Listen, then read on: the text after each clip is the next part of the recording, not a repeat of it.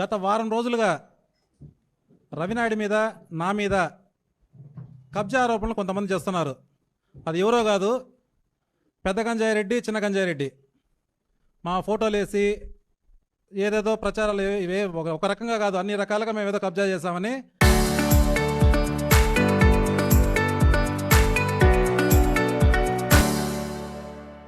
చేస్తున్నారు. అసలు విషయం ఏంటంటే, ఆ రోజు కొంతమంది మీడియా మిత్రులు మా దగ్గరికి వచ్చారు, రవినాయుడిని నన్ను కలిశారు.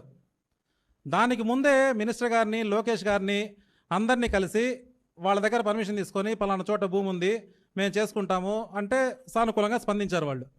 ఆ తర్వాత రవినాయుడిని నన్ను కలిశారు వాళ్ళు వచ్చి, మీడియా మిత్రులందరూ కలిసి మాకు ఇట్లా పలానా చోట భూమి ఉంది, దాన్ని సర్వే చేసుకోవాలి, అక్కడికి వెళితే మమ్మల్ని రానివ్వడం లేదు, కొంచెం సాయం చేయమని చెప్పారు. దానికి రవి నేను ఇద్దరం ఏం చేశాము, జేసీబీలు కావాల్సిన వస్తువులన్నీ పంపించి మనుషులు కూడా పంపించాం.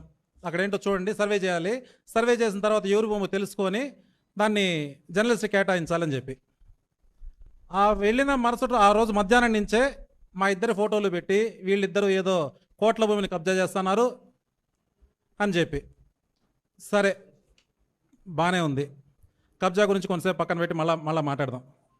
అసలు కబ్జా అంటే ఏందో నేను చెప్తా. ఫస్ట్ కరుణాకర్ రెడ్డి గారి ఇల్లు, అదే పెద్ద గంజాయి రెడ్డి ఇల్లు ఎక్కడి నుంచి వచ్చింది? ఇప్పుడున్న ఇల్లు ఒక రామారావు అనే బ్రాహ్మణుడిదే ఆ ఇల్లు, ఆ భూమి. ఆ భూమిని మణిమంత నాయుడు, రాజారెడ్డి వీళ్ళందరూ కలిసి కబ్జా చేసి కట్టిన ఇల్లు అది. వెస్ట్ ఫేసింగ్ ఉండే ఇల్లు అది, గేటు. ఆ తర్వాత ఫ్రంట్ నార్త్ ఫేసింగ్లో ఇప్పుడు గేట్ ఉంది, ఆ ఇంటి గేట్ ఉంది. అది ఎవరితో తెలుసా? వెంకటరత్నం అలియాస్ గణపతి, మన ముక్కు సత్యవంతుడి గారు అన్న, ఆయనది. ఓకే, ఆయనది ఎట్ట తీసుకున్నారు ఆ భూమిని? 3 సంవత్సరాల పాటు చిత్రహింసలు గురి చేసినారు అతన్ని పంపించేదానికి. అది ఖాళీ చేపిస్తే నార్త్ ఫేస్ గేటు పెట్టుకోవాలని చెప్పి చిత్రహింసలు పెట్టి పంపించినారు. ఒక సీఏ అయితే గన్ను పెట్టి అతనికి, అన్నం అంటే నిన్ను కాల్ చేస్తాను నా కొడక, నువ్వు మర్యాదగా ఇక్కడి నుంచి ఖాళీ చేస్తావా లేదా? వాళ్ళు కోర్టులో వేశారు, వాళ్ళు ఎన్నెన్నో బాధలు పడ్డారు పాపం వాళ్ళు. అయినా వాళ్ళ వల్ల పోవడానికి చివరికి ఖాళీ చేసి వెళ్ళిపోయారు. ఆ గణపతి చనిపోయాడు కూడా ఆయన. అది కబ్జా. రామారావు దగ్గర చేసిన ఈయన ఇల్లు కట్టిండవే, అది కబ్జా. ఓకే, ఇవి కాదు కబ్జాలు. నీ బతికే ఫస్ట్ కబ్జాలతో స్టార్ట్ అయింది. 1990లో తిరుపతికి రాజారెడ్డిని, కడపని ఎవరు పరిచయం చేసింది? ఎవరు పరిచయం చేసింది? నువ్వు కదా. సిద్ధార్థ ట్రావెల్స్ దగ్గర కూర్చొని కడప నుంచి రాజారెడ్డిని తీసుకొని వచ్చి కమాండర్ జీబుల్లో నాటు తుపాకులు బయట పెట్టుకొని ఎవరు చేసింది? అక్కడి నుంచి కబ్జా సంస్కృతిని స్టార్ట్ చేసింది నువ్వు. ఇప్పటికీ తిరుపతిలో రాజారెడ్డి బాధితులు ఉన్నారు, కబ్జా చేసిన కుటుంబాలు. రాజారెడ్డి బాధితులు ఉన్నారు తిరుపతిలో, తీసుకురమ్మంటావు అందరినీ. అది కబ్జా. ఇంకా రౌడీయిజము అంటే నీ ఇంటితోనే ఇంకా కబ్జాలు బయటికి తీస్తాం. ఇప్పుడు నీ గుర్రపు స్వారీ, చిన్న గంజారెడ్డి గుర్రపు స్వారీ కోసము తనపల్లి రోడ్డు పక్కన, తనపల్లి వెళ్ళే దారిలో రోడ్డు పక్కన ఉంది ఫామ్ ల్యాండ్. దాంట్లో ఎన్ని ఎకరాలు కబ్జా చేస్తున్నావు నువ్వు? మొత్తం చిట్టా మా దగ్గర ఉంది, తీస్తాం బయటికి కూడా. దాన్ని కూడా ఆ రోడ్డు కోసం, ఆ రోడ్డు లేదని చెప్పి రోడ్డు దిగిపోతే అక్కడున్న ల్యాండ్ యజమాని ఒక అతన్ని చిత్రహింసలకు గురి చేసిన అతను కూడా. మొత్తం అతని చెట్లు, టేక్ చెట్లు అన్నీ కొట్టేసి, మీకు తెలిసే ఉంటుంది, అతను కూడా మీడియా ముందుకు వచ్చాడు. కబ్జా కదా అది. 5 ఎకరాలు ప్రభుత్వ భూమిని కబ్జా చేస్తున్నారు, 5ో 9ో మొత్తం కరెక్ట్గా తీస్తాను బయటికి దాన్ని. అది కబ్జా. మొత్తం కబ్జా చేసింది నువ్వు. తిరుపతికి కబ్జా సంస్కృతిని పరిచయం చేసింది నువ్వా చెప్పేది మాకు కబ్జా అని చెప్పి? రా, ఎక్కడన్నా సరే ఆ తులసం భూమిలో మేము ఏదైనా అగ్రిమెంట్ చేసుకోనో, నా బొన్సుల మీద భూమి అగ్రిమెంట్ చేసుకోనో, నేను వెళ్ళి ఇది నాది భూమి అని చెప్తే నువ్వు కబ్జా అని చెప్పు, సరే నేను ఉంచుకుంటా తల. నేనేదో జర్నలిస్టుల కోసం పోతే కబ్జా కబ్జా కబ్జా కబ్జా కబ్జా. సరే, ఆ తర్వాత కూడా ఈ 15 మంది 20 మంది నన్ను వచ్చి కలిశారు పాపం. ఆ తర్వాత చాలామంది కలిశారు. అయ్యా మీ ఒకరికే చేస్తే మిగతా వాళ్ళు బాధపడతారు, ఎట్లా చేద్దాం దీన్ని, ఇంకా భూమి ఉంది, అందరినీ వీలైనంత వరకు అకామిడేట్ చేద్దాం, మళ్ళీ మేము వాళ్ళకి చెడ్డొద్దు. మా ప్రభుత్వం, కూటమి ప్రభుత్వం కట్టుబడి ఉంది. సార్ చెప్పారు ప్రతి ఒక్కరికి అక్కడ ఇంటి స్థలం కావాలి, అక్కడ కాకపోతే ఇంకో చోట ఎక్కడైనా సరే మా కూటమి ప్రభుత్వం కట్టుబడి ఉంది మీకు. ప్రతి ఒక్కళ్ళకి ఇంటి జాగా ఈ 3 సంవత్సరాల్లోనే వచ్చే బాధ్యత మేము తీసుకుంటాం. ఎవరు బాధపడాల్సిన పని లేదు. ఫస్ట్ ఒక 15 మంది వచ్చారన్నారు, నిన్న ఒక 20 మంది వచ్చారు. అయ్యా మీరు ఎక్కడుందో భూమి దాన్ని చూసుకోండి, దాన్ని చేయించే బాధ్యత మాది. ఎవ్వరు బాధపడద్దండి. మొత్తం ఇంక్లూడ్ సాక్షితో సహా, సాక్షినే పక్కన పెట్టాం, సాక్షితో సహా అందరికీ ఇంటి జాగాలు తీర్చే బాధ్యత మాది.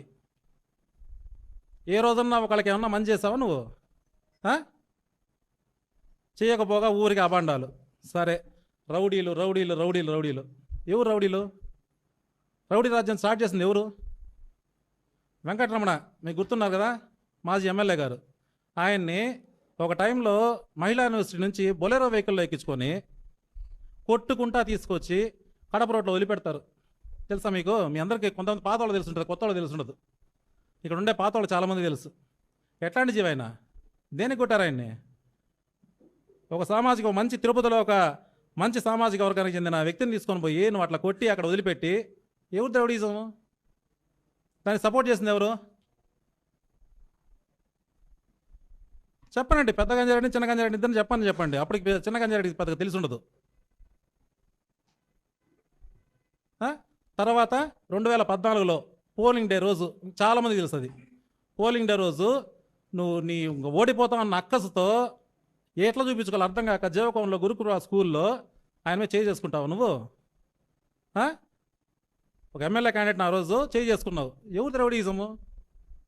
ఎవరు రౌడీలు? చెప్పండి, సమాధానం చెప్పండి బయటకు వచ్చి. ఎవరు రౌడీజము? ఎవరో పాపం సోషల్ మీడియాలో ఒక అబ్బాయి రాజంపేట పిల్లోడు ఎవరో ఏదో పెట్టారని చెప్పి ఎట్లా కొట్టారు ఆ పిల్లోడిని?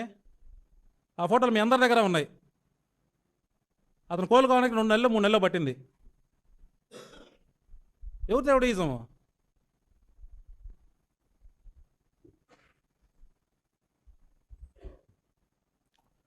ఇంకొకటి, తిరుపతి కార్పొరేషన్ ఎలక్షన్స్ ఎట్లా జరిగాయి? ఎవరు రౌడీజం చేశారు? సుగుణమ్మ గారు ఎక్కువ. సరే, అన్ని కార్పొరేటర్లు పక్కన పెడదాం. మున్సిపల్ ఆఫీస్ దగ్గర సుగుణమ్మ గారు ఒక మాజీ ఎమ్మెల్యే, ఆమెను ఎట్లా ఇబ్బంది పెట్టారు? నువ్వు శుద్ధ పూస కదా, ఏ ఎలక్షన్ సరిగ్గా చేసావు? కార్పొరేషన్ ఎలక్షన్తో స్టార్ట్ చేస్తే ఏ ఎలక్షన్ సక్రమంగా చేసావు? తిరుపతి ప్రజల చేత ఒక ఓటు వేయించినావా? ఒక ఎమ్మెల్యే, లాస్ట్ ఎమ్మెల్యే ఎలక్షన్ తప్ప.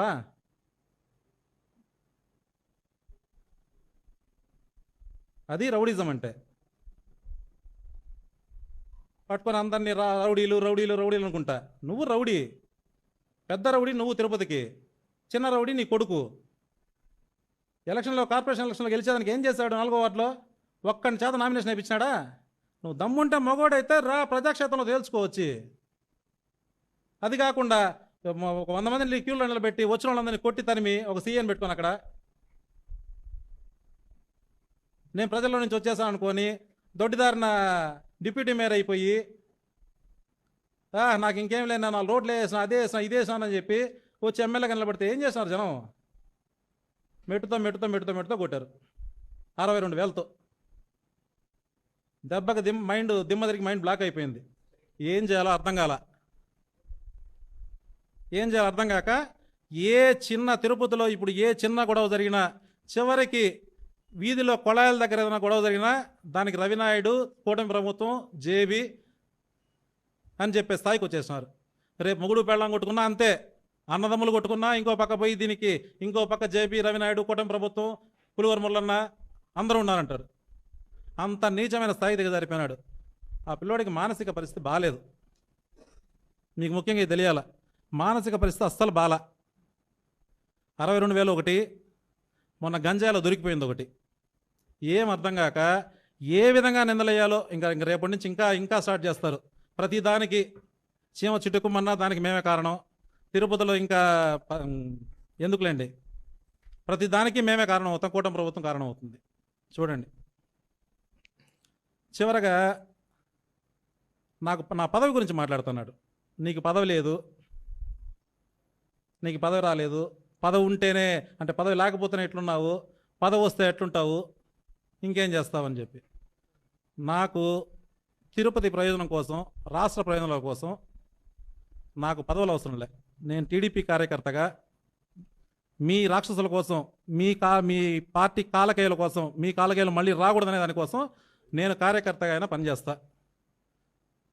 నాకు పదవులతో పని లేదు. మిమ్మల్ని మాత్రం తిరుపతిలో, రాష్ట్రంలో మళ్ళా గెలవనివ్వం. ఇంకొకసారి ఖచ్చితంగా గెలవనివ్వం. నీ కలే ఇంకా ఎమ్మెల్యే అవ్వాలనేది గుర్తుపెట్టుకో. చిన్నగంజారెడ్డి చెప్తున్నాను.